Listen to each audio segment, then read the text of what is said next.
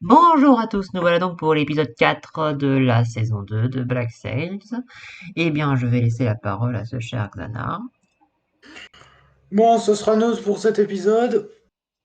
Bon, en gros, l'intrigue du flashback. Donc, c'est Hamilton qui essaye toujours de mettre en place son projet de réhabilitation de Nassau en graciant tous les pirates en les faisant travailler comme fermiers, tout ça. Et pour ça, il va demander visiblement le soutien de son père. Sauf que ça va pas marcher. Et au moment où son père va se mettre à insulter Lady Hamilton, c'est là que du coup le capitaine Flint va prendre parti et va directement dire ouais, non, je veux pas, je suis avec votre fils, je soutiens son projet, etc. Ce qui fait que du coup le daron se fait jarter et suivant un Ouais. Suivant après un meeting politique avec différents partisans d'Hamilton, Hamilton qui dit bon, maintenant qu'on a discuté, faudrait commencer. Il y en a qui se barrent et il y en a un qui vient leur prêter main forte. Et ce type-là, c'est le gouverneur H. Et donc, dans le présent, ce qui se passe, c'est qu'on a Flint et Vane qui commencent leur partie de bras de fer, avec Eleanor qui est un peu leur pigeon voyageur en fait, vu qu'elle transmet vu qu'il y a Flynn qui envoie son message, il y a Eleanor qui vient pour transmettre la réponse de Vane, et Flint, lui, ne plie pas, donc du coup, elle repart sur un assaut. Et de son côté, Flint, il va envoyer John sur un assaut pour voir à peu près qui peut rallier, pourquoi les gens se rallient à Vane, etc. Et Flint, ouais. Non, non, pas Flint, mais Silver. Il va trouver sur l'île Billy. Billy qui est revenu, enfin qui a été sauvé visiblement, qui est pas en état. Hein.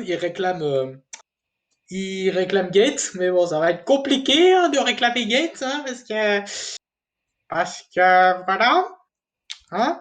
Enfin, c'est tout ce qui s'est passé. Et donc avec Randall, parce que Randall est là, je sais pas où il était passé celui-là, mais oui, il était là. Il est en mode ouais, faut pas qu'il se réveille maintenant parce que sinon il va foutre la merde. Et donc il y a du coup Eleanor de son côté qui va essayer de voir Lady Hamilton, qui va lui parler de la fille H que Vane possède.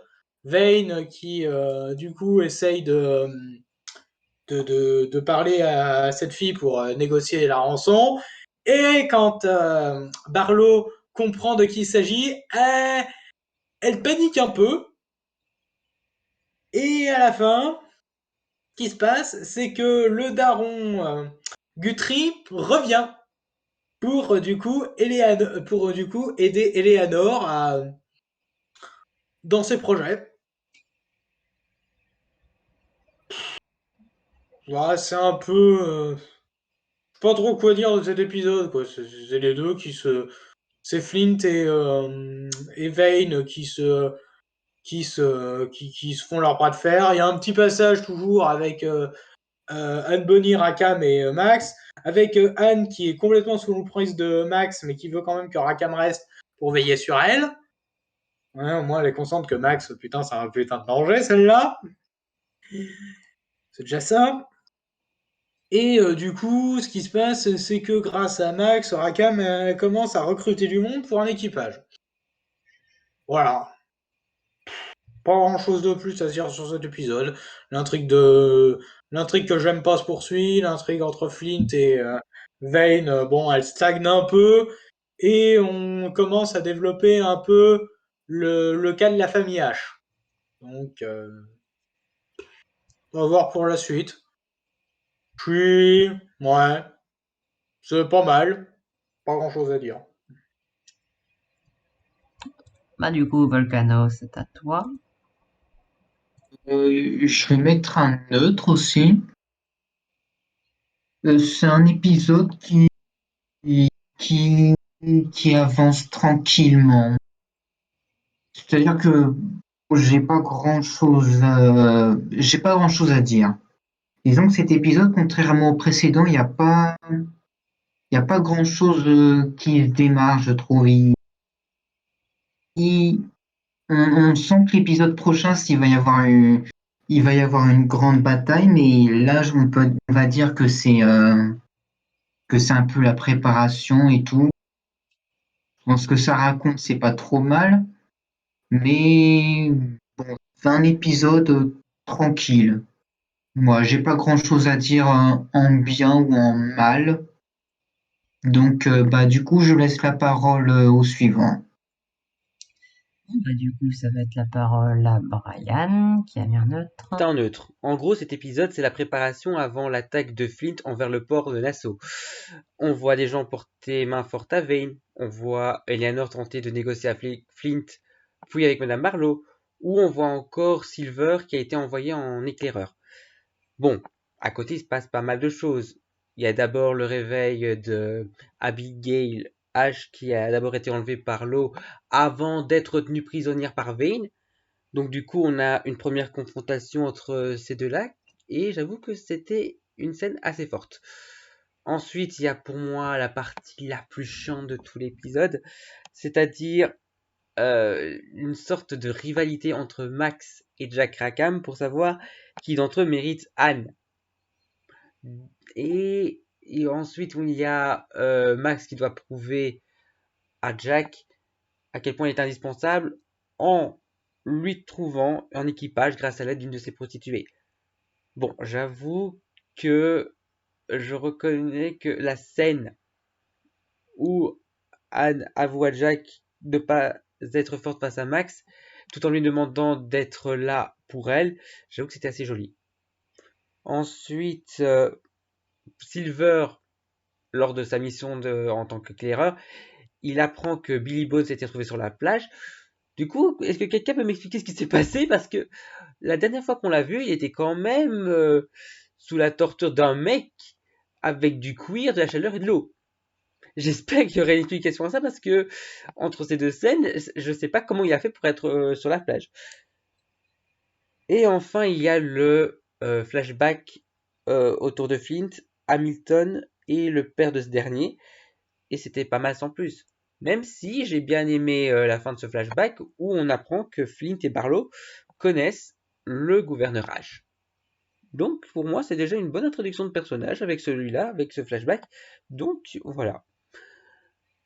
Et l'épisode se termine avec Flint qui ordonne l'attaque du fort alors que de son côté, Eleanor se retrouve face à son père. Du coup cet épisode il est vraiment pas mal sans plus quoi, mais car il met en place pas mal de choses avant ces deux rebondissements de fin et qui donne envie de voir la suite. Donc j'ai hâte. Du coup, bah, ça va être la parole à Henri, qui a mis un pouce vert. Épisode, je vais mettre un pouce vert parce que franchement, pour une fois, ça a le temps de mettre en tension tout ce qu'on nous balance sur le truc. Franchement, j'ai rien à redire parce que à aucun moment je me suis décroché de ce qui se passait durant l'épisode. On sent cette tension de qu'est-ce qui se passe s'il prend la décision d'attaquer le fort ou pas. Et le moment de fin où il décide d'attaquer alors que dans le flashback, on voit que le père de la fille qui est la marchandise a voulu aider, a voulu aider le projet du mari de Madame Barlow. Voilà. Sinon, j'ai rien à redire sur l'épisode, il était très bien. Bon, alors du coup, c'est à mon tour et moi aussi, je vais mettre un pouce vert. Bon, alors c'est un épisode où frontalement, les choses sont lentes, ça c'est sûr, mais ça met en place beaucoup de choses et ça montre les conséquences de tout ce qui est introduit. C'est-à-dire que bon, Vane, clairement, il ne va pas se partir parce que déjà, il perdrait la face, mais bon, voilà, il y a ses affaires. Et ensuite, il y a le fait que toute la population de l'île qui, bah, techniquement, a peur de perdre le fort, enfin, de l'île, contrôlée par les pirates en tout cas, qui a peur de perdre le fort, et d'autres qui sont d'accord avec Flint, mais qui, voilà, du coup, il y a une politique là-dessus. D'ailleurs, Eleanor a forcément aidé à rédiger ce putain de tract. Et le truc, c'est qu'il faut que Flint, il va falloir qu'il décide entre est-ce qu'il pète ce fort ou est-ce qu'il le pète pas, sachant qu'il veut pas avoir Vane dans ce fort. Et du coup, Hornigold, il le pousse, il est assez menaçant même, je dirais.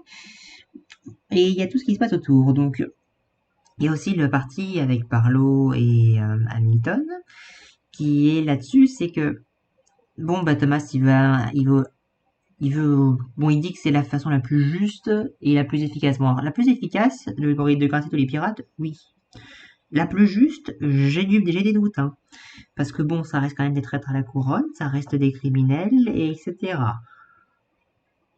Bon, il veut faire ça, son père il est pas d'accord, clairement pas. Parce que, parce que c'est être un traître que de faire ça, ou alors très naïf, etc. Enfin bref, les deux points de vue peuvent se voir, hein, clairement. C'est très difficile de pardonner à des pirates, surtout à tout le monde en fait. Il y a tout ça. Et du coup, donc quand Hamilton il va vouloir en parler à toute sa cour, entre guillemets, enfin tous les gars avec qui il parle, comme ça a été présenté bien assez, et ils vont pratiquement tous se parer, sauf le gouverneur, enfin non, il n'est pas gouverneur, sauf le Lord H. Ce qui est très cocasse de penser que, du coup, Vane il va demander à sa fille d'écrire à l'otage, qui est aussi la fille de H, d'écrire sa lettre de rançon, etc. C'est quand même assez cocasse de voir que le gars qui a accepté d'aider notre cher Lord Hamilton à pousser son projet de gracier tous les pirates, aujourd'hui, il limite l'un des pires exécuteurs de pirates du Nouveau Monde. Je me demande bien ce qui a pu se passer. Il y a tout ça qui se passe. Et du coup, il y a Barlow qui va finir par apprendre par le pasteur qui est l'otage. Et bon, on imagine la suite, elle va sûrement en parler. Parce que du coup, elle a reconnu qui c'était. Et tout ça. Cet épisode met en avant les conséquences de tout. Il met en avant les conséquences de ce qui se passe avec ce fort. Il met en avant les conséquences de ce qui s'est passé par le passé. Il met en avant toute une affaire de la prise d'otage qui au final n'est pas qu'une simple prise d'otage, c'est une sacrée affaire politique. Et ensuite, il y a l'affaire Max. Bon, alors Max, clairement, Anne, elle est pas dupe, hein, elle le sait. Bon, alors, on voit bien que Anne est quelqu'un qui a des problèmes psychologiques, ça se voit. Anne est quelqu'un qui, déjà, apparemment, elle a enterré pas mal de cadavres pour Jack, sans jamais demander, donc pour une fois, elle aimerait qu'il soit l'inverse, en fait, que celui qui la suive et pas l'inverse. Et du coup, elle sait très bien que Max est un danger pour elle, donc du coup, elle demande à Jack de veiller sur elle. Bon, après, tout ce qu'on peut penser de l'amour entre ces deux-là. D'accord, Max est très chiante, etc., mais bon... Moi, j'ai vu la série plusieurs fois, donc je ne peux pas déterminer, et surtout pas maintenant, parce qu'à l'époque, j'étais pas aussi attentif dans les séries quand j'ai vu la première fois.